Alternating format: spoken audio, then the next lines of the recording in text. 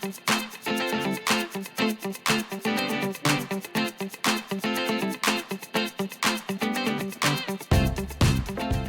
we will not work, but rest, specifically by collecting oyster mushrooms. It is already early November, the rainy season has passed, and it has been a week since it ended. So now we can go look for oyster mushrooms. We will be looking for oyster mushrooms in the Velikolushki wetlands, specifically in the Bistroy Channel and Mirozhny. Frosts are promised in a week, but the temperature has averaged 10 degrees Celsius in recent days. It is clear that the trees have already turned yellow. Very beautiful. True autumn has arrived. In fact, some of these plants even have beautiful, vibrant pink leaves. The water lilies have already fallen. The water has cooled down to about 10 degrees Celsius. And the predator began to become active. By the way, I was driving. A lot of predators are shedding. I am going alone today because Grandfather Vasya is tired, sick, and resting at home. So, let's go.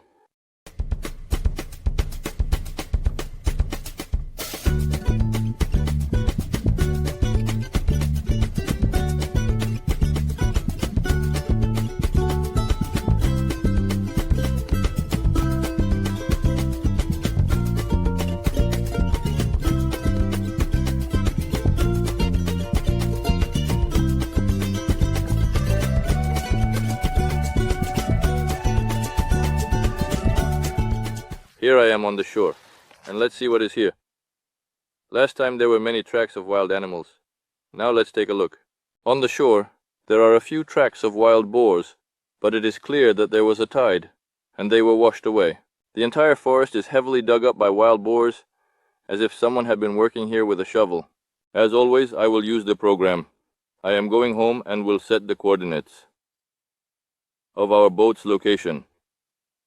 Turning on the GPS.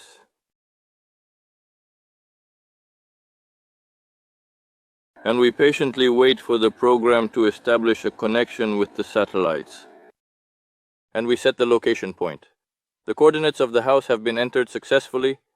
Now we put it in our pocket and can go look for mushrooms. The forest is still quite dry, and now oyster mushrooms have started to appear on one of the trees. There are very many of them, but for some reason, they have not yet grown.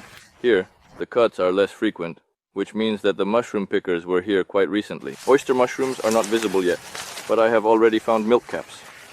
Since there are no oyster mushrooms, I can cut them instead. They are still young and not wormy, so they will be used for pickling.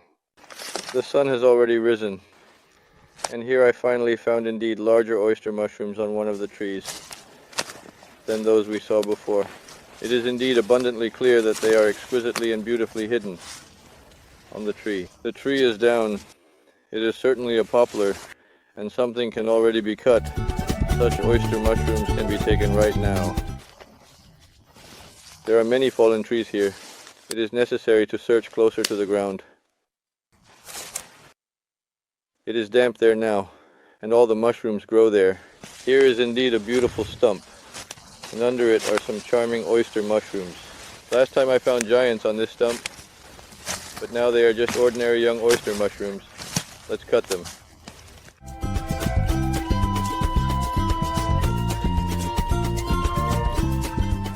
Here are such beautiful oyster mushrooms.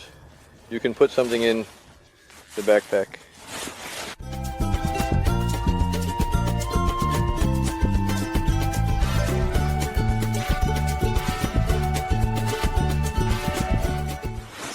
There are already a few oyster mushrooms and 2 milk mushrooms. Nearby, there are some small mushrooms growing.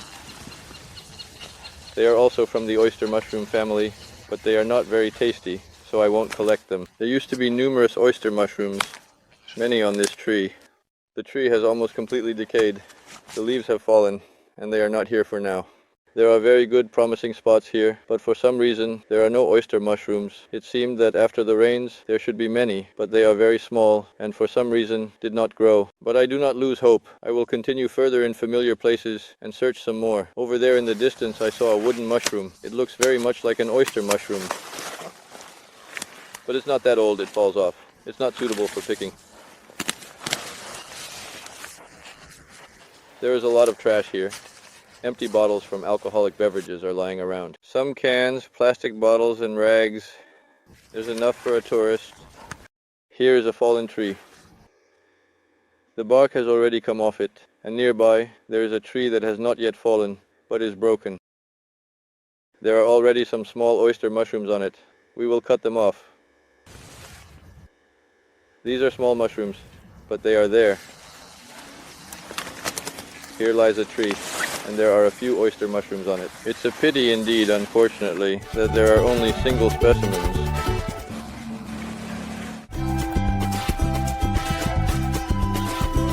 Such fallen wood here.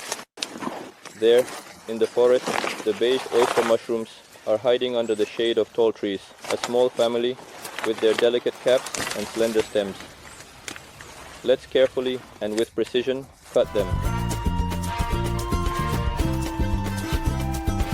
These are beige oyster mushrooms, which appear earlier than blue oyster mushrooms. Here, under this tree, a boar has dug a deep hole. Here he probably slept not long ago. He ate little piglets.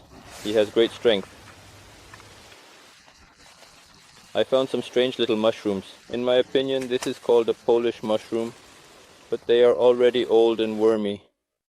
The pink cap, which was quite vibrant and eye-catching, had a lamellate lower surface that was intricate and detailed. It's approximately around 10 o'clock. I will demonstrate the broken trees.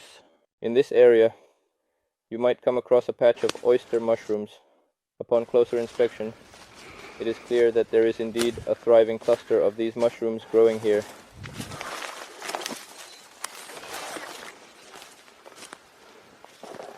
A little, of course, 100 meters from my boat. There is already a small pile of oyster mushrooms.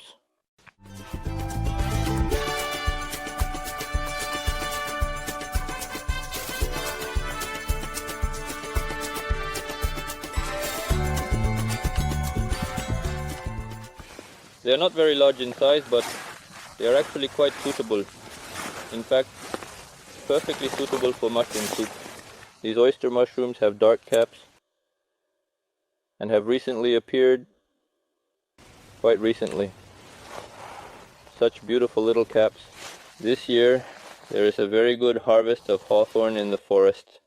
It is the best medicine for the heart. Here the forest has become denser with a lot of dead wood, but there are good clearings. Here, I see that a batch of very beautiful and charming oyster mushrooms has already grown under the tree. Finally, luck smiled upon us, and we can slice them a little. We are at the point where we need to decide if making a cut is the right move. This decision requires careful thought about the potential outcomes and consequences. Shall we proceed with the cut? An excellent mushroom cluster. It weighs about a couple of kilograms. This is the first successful catch of the day.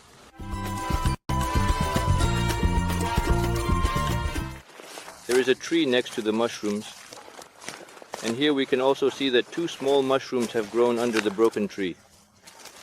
They are not very big, but they are cute. We carefully examine the fallen trees, and here we can notice some mushrooms. It seems that something has nibbled on them. Probably some little mouse. Let's definitely go for it. On one of the trees, I even found such an incredibly unusual and fascinating mushroom, I must say. Quite remarkable indeed.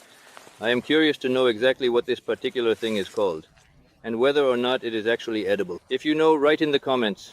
On this tree, the oyster mushroom is almost white. Most likely, it perhaps lacked color, which is why it did not turn blue. Here, under the tree, a whole batch of parasol mushrooms is hiding. My brother collects them, saying that they are tasty, but I will not gather them, because our family member does not like them, and is afraid. Here is another fallen tree, which has been lying here for quite some time, and next to it is a stump that is covered with a beautiful layer of dark gray moss, giving it a unique and enchanting appearance.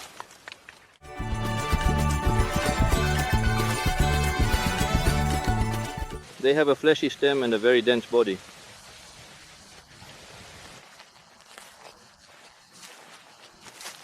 Some mushroom pickers I have seen collect mushrooms like these.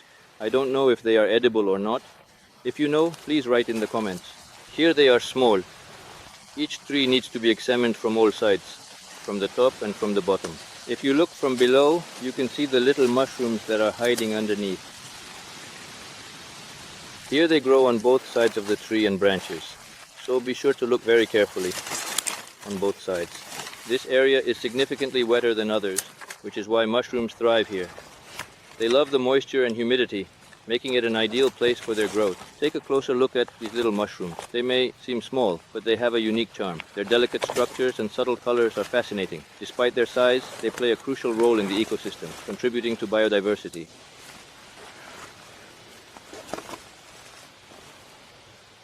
We are slowly filling our backpack.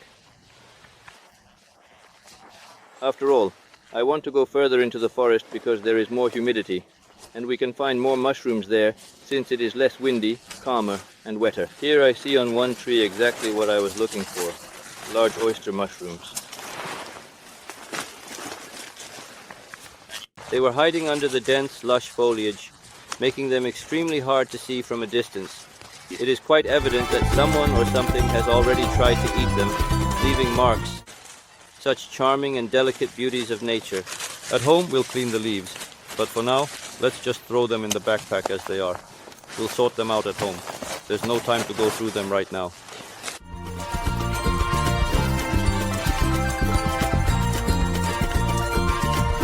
A beautiful forest, all golden and yellow. A true golden autumn. Underfoot, it's like a carpet.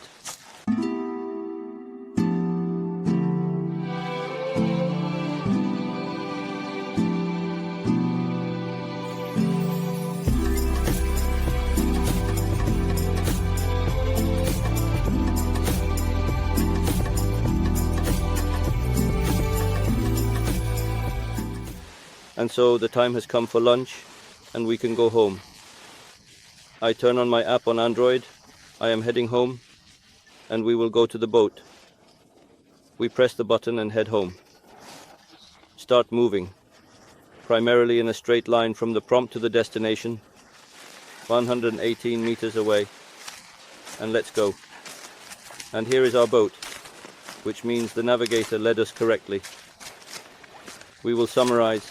And here is my catch of oyster mushrooms. The oyster mushrooms are very diverse. There are beige and dark grey ones, but they are not very large, mostly about 10 kilograms. As a result of the quiet hunt, it is clear that there are oyster mushrooms, but they are very few. More precisely, not on every stump, but about 1 in 10, which is very poor. Most likely, this is because it is cold outside right now. It's only plus 9 degrees Celsius. I think that in the near future, if it warms up and the weather becomes more settled, more oyster mushrooms will grow.